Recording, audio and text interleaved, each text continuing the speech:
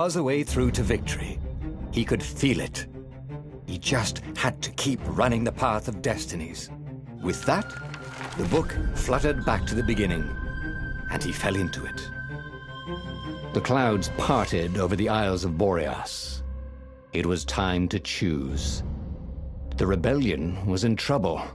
Ravens were scouting for the secret rebel base. They needed a game changer. Pieces of the Sky Ripper had surfaced. Renato knew that using it could go catastrophically wrong, but he was sure he could figure out how to use it safely. Also, a temple had risen out of empty desert. The Iblis stone was hidden there. It was a dangerous artifact. It could corrupt its user into a bloodthirsty monster. Maybe he could find a way to use it, to take its power without surrendering to its wickedness. On the other hand, his old friend Lapino needed rescuing. Lapino was no game changer, but could Renato really leave an old friend to the Ravens?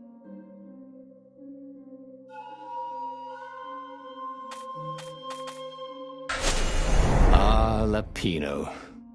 Apparently, the Mad Rabbit had sold a Pegasus that he did not exactly own. Lapino always wiggled out of trouble, given time. But he was out of time. The Ravens had figured out that Lapino was a rebel spy. If the fleet reached him first, they'd string him up for that. Never mind the winged horse.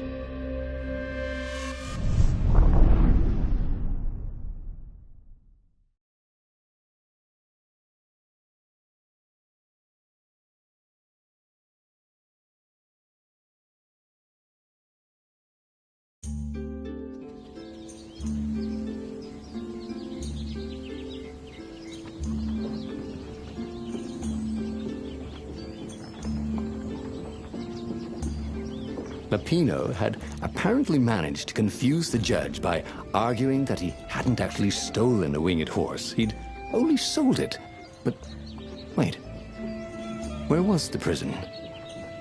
The village was empty. Had everybody fled the Ravens? It would be fun to try out that one. And here was a handy workbench.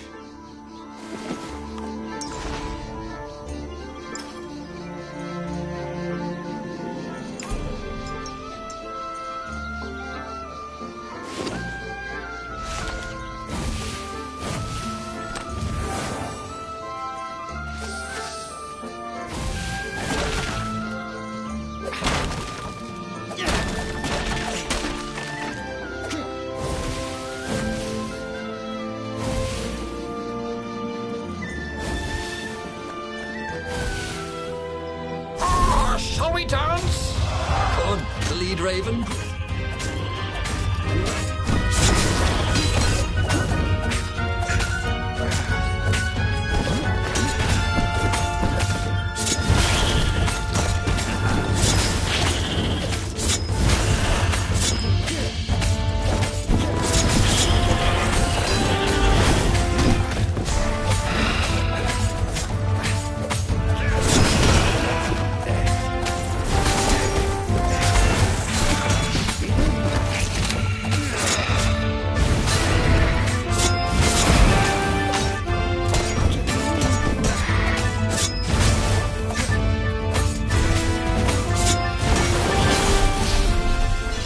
The Ravens had taken the town.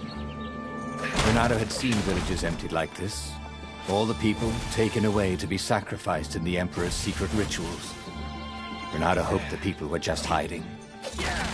Think of all the artisans he was creating employment for. Truly, he was a job creator.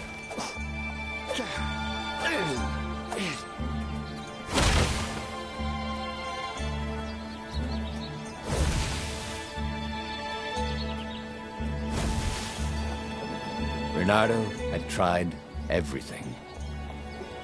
Zenobia had loved him to death. The Sky Ripper had destroyed everything. The Iblis stone had corrupted everyone who held it.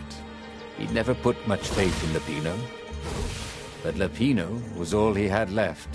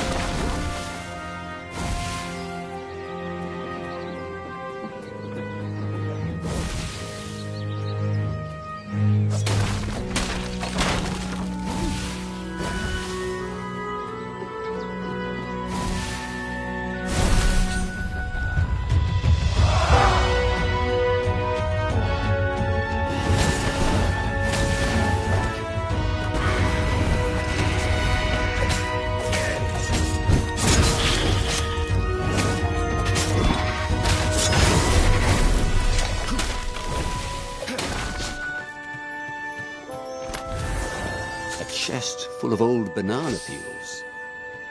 There had to be more. There was.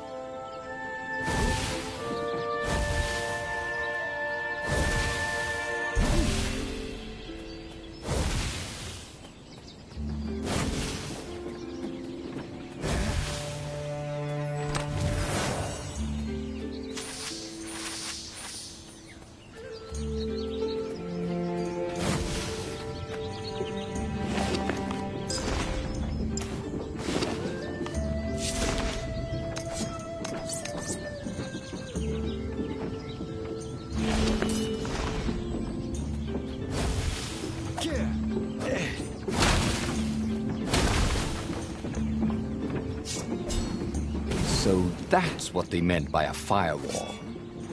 What unlocks a firewall?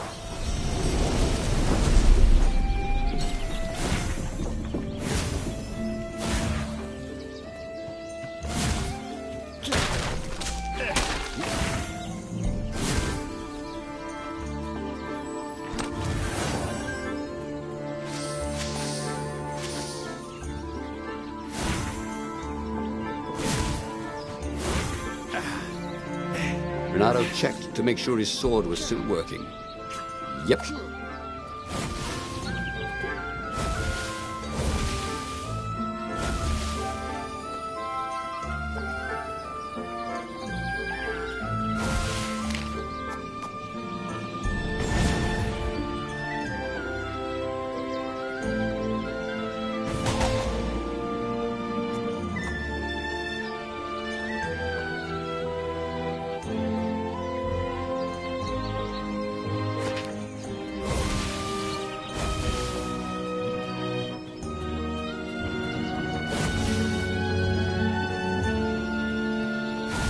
What was behind that door?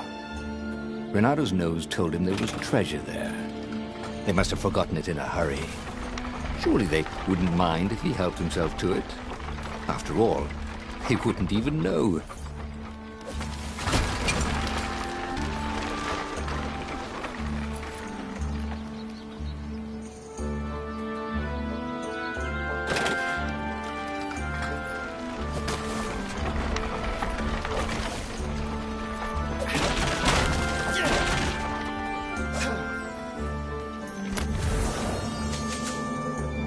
The rock felt hot in his hand. He could feel its secret power.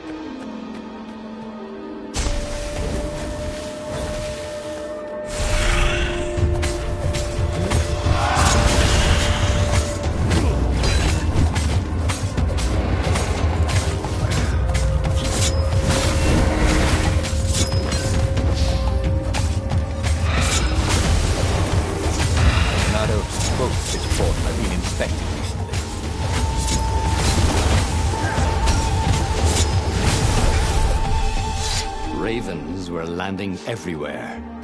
The advance guard. He'd better get moving. If they got to Lupino first, they'd eat him for breakfast. Or A snack. Ravens weren't picky. They sometimes forgot to interrogate their prisoners. Even top spies like Lupino. Where had the mad rabbit got to?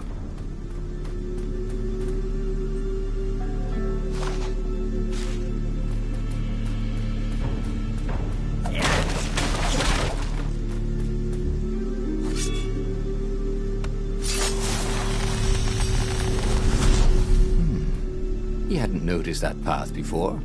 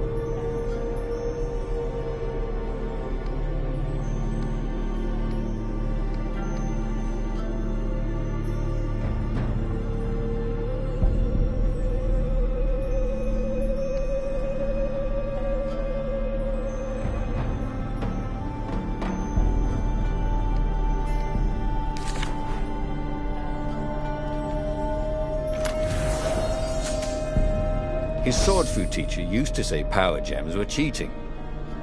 Stupid old fart.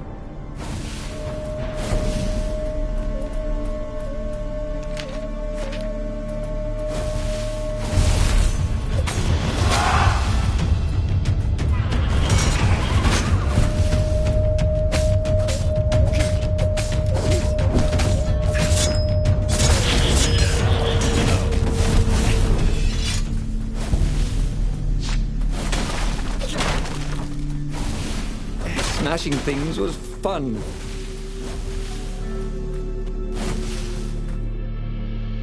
Dirty and bloody, Renato finally reached Lupino. The rabbit was practicing his shuffle. Renato recognized the cards. It was Lupino's favorite deck. Oh, I thought you were in danger. I am. The ravens are coming. Oh, the prison thing. Right, yeah, see, this guard owed me 53 ducats, so we made a deal. They're very reasonable people, actually, for weasels. Now, I got a brilliant plan to kidnap Zenobia. We capture Zenobia, we find out what she knows, and that's the whole war right there. Easy peasy, lemon squeezy.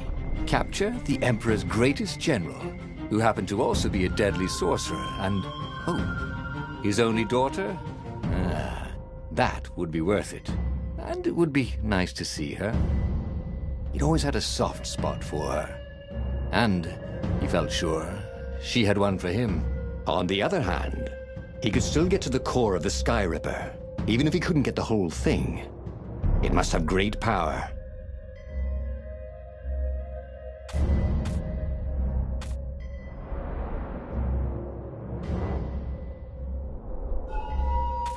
Zenobia wasn't just the Emperor's daughter, of course. She'd been Renato's best friend in sword fu school. And you're still mad for her, the rabbit reminded him. The rabbit had a point, and Renato had a feeling she'd want to see him again. Who knows what could happen between the two of them this time around? She knows all his plans, chuckled the master spy.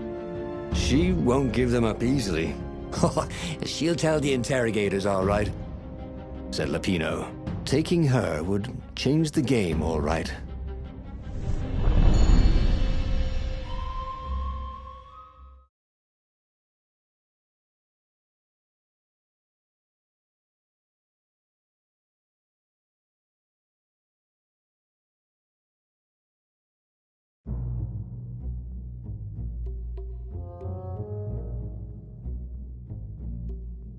The city was already under Zenobia's control. I had to admire her efficiency. Renato shivered at the thought of Zenobia at the mercy of the interrogators. Could he really turn her over to them? But this was war. It wasn't meant to be pretty.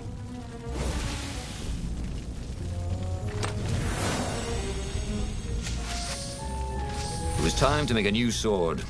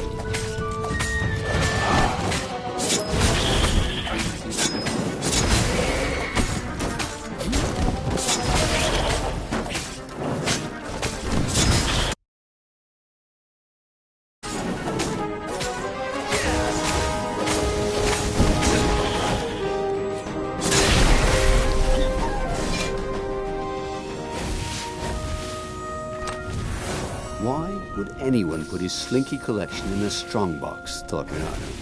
Are they magic slinkies? Oh, there was something else.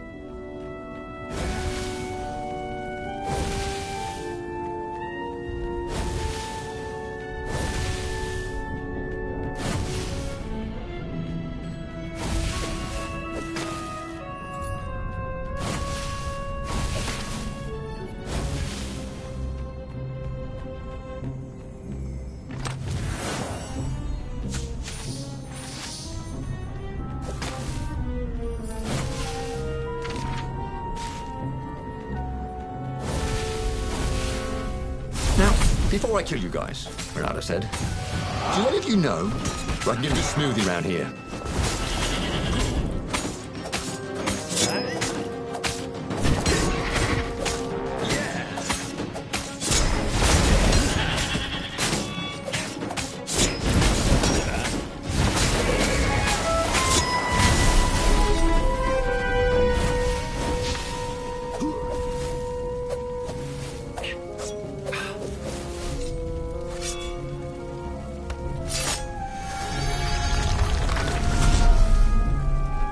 Renato, smash!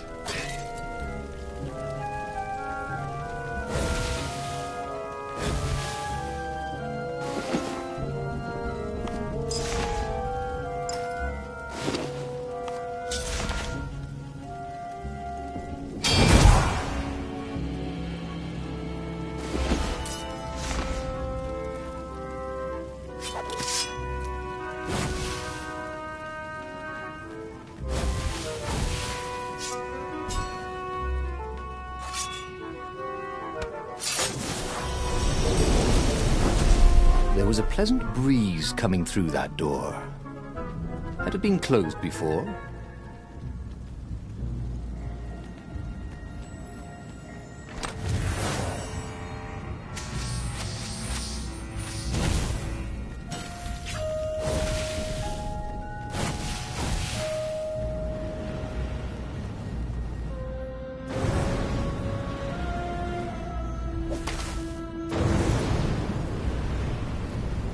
Whee!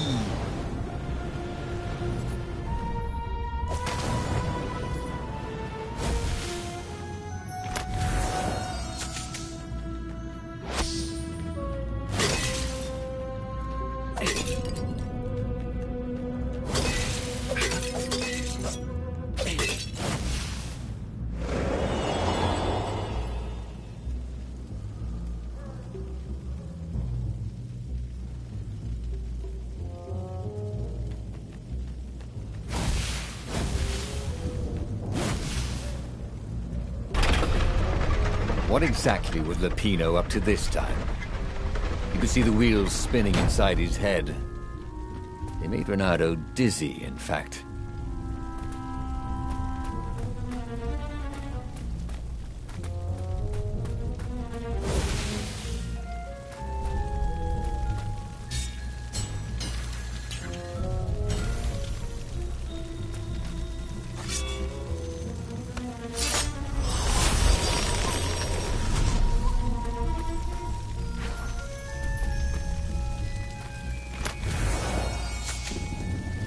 Not everyone knew how to use magical gems. Of course, not everyone had magical gem gauntlets like he did.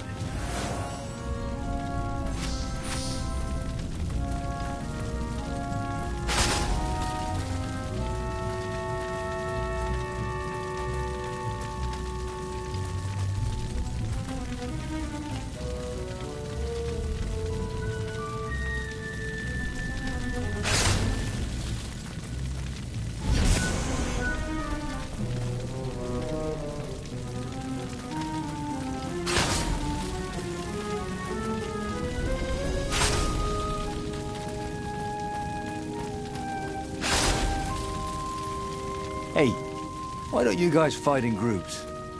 Oh, I know. Because there's no I in team.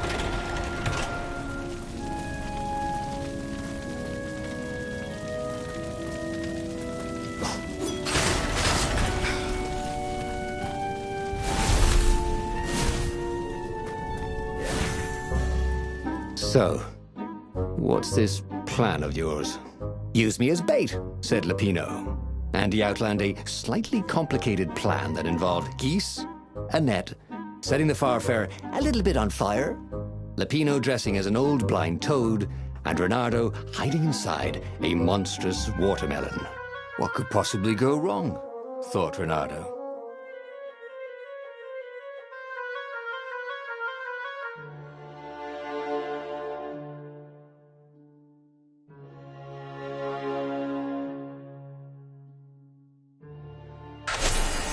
Oh, this is gonna be fun, said Lupino as he ran to go set up his marvelous plan.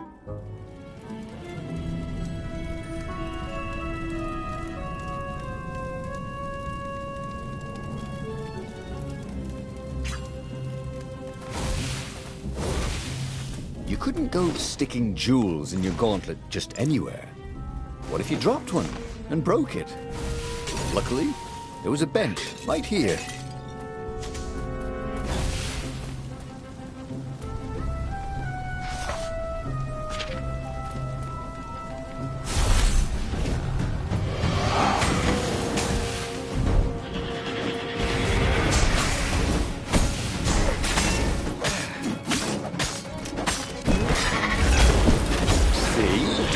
That little color looks good on you.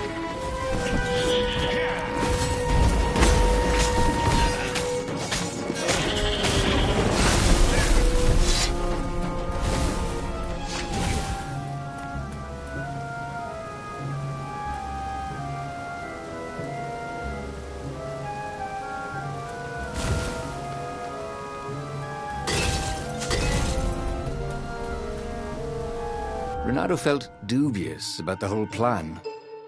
With every step, he was waiting for it all to go horribly wrong. But against all odds, Lupino's idiotic plan worked. Zenobia's ravens ran off after the geese, the net dropped, and Reynardo jumped out of the watermelon and put his sword to Zenobia's throat. Reynardo, she said, are those new scars? They look good on you. You never returned my velvet jacket. It was my favorite. You look stupid in velvet. Ah, what does an imperial princess know about style? Ah, get a room, you two, said Lupino, probably sensing the chemistry. But the fleet was coming on fast, so they took Zenobia east, over the Nexus.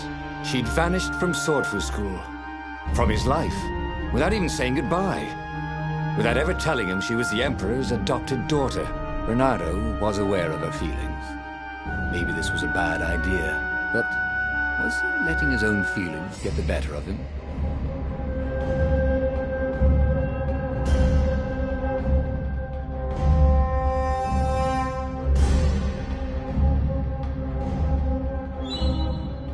Listen, said Reynardo.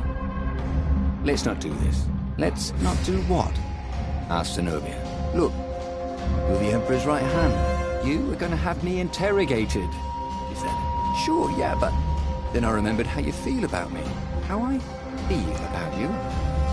You were going to have me interrogated, but I didn't, because you care about me, said Reynardo. Well, guess again, Buster, she said, and she pushed him off his own boat. As he plummeted towards the bottomless clouds of the abyss, Renato decided that he'd not really handle the situation with his usual finesse. He had tried something bold and paid the price for it.